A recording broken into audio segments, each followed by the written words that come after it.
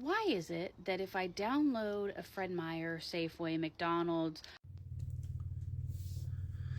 So go watch her video. She's asking why it is you need a special app for each restaurant, grocery store, etc. to get a discount, and why don't they just give you that discount in the stores?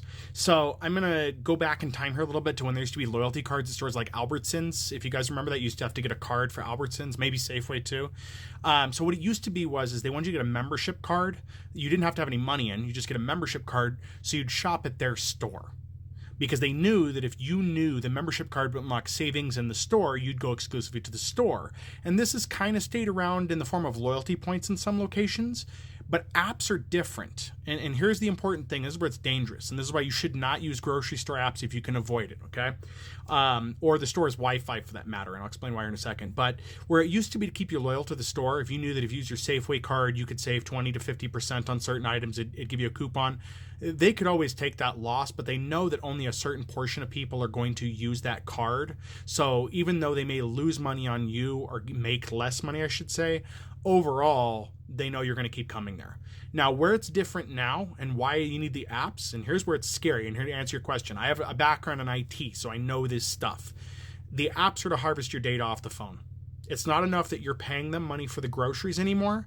They want the data off your phone. And I don't care if it's Android, Apple, whoever, and it tells you on the App Store that it does not collect XYZ data. There have been numerous people that have looked into this. They harvest your data. They want to know who you're talking to. They want to know what messages you send. They want to know what you look at online, so they can better serve ads to you or sell your data tied to you, so that when you go back online or browse your phone online, ads are presented to you, targeted advertisements. That's what they want to do. This isn't a conspiracy. This has happened for a while. I'm going to give you a bigger thing that happened. I don't know if Amazon got sued over this, but there was this weird thing that was happening where Amazon was offering absolutely free, unlimited photo storage on their site through their service. If you guys didn't know what that was for, you could quickly tell if you were paying attention. What I found was I was uploading photos that had just random products in the background. I was getting ads for the products that were in the photos. They were scanning the images in the free storage, and if you would have read the fine print at the time, it said they would scan your photos using AI and other tools and other methods to harvest data to sell you products. That's how they were subsidizing part of the cost of giving you the free storage, because Amazon owns data centers, but that's still costs. There's still costs associated with maintenance, electricity, stuff like that. So no, they want you to have apps so they can better sell to you and sell your data. That's what this is all about and has been for a while. Our politicians are far too old to understand this and don't know this. And that's why it's very hard. If you don't believe our politicians don't know, just go look back at when Mark Zuckerberg was interviewed for doing data harvesting, selling to Cambridge Analytica, and you can see the problem. But that's why they want you to have this. One, so they can better sell you products. Two, so they can sell your data to other companies and make money off that data. Every company that has an app is doing some sort of data harvesting or scraping in some capacity. That is what's happening. So I urge you now to get rid of these apps.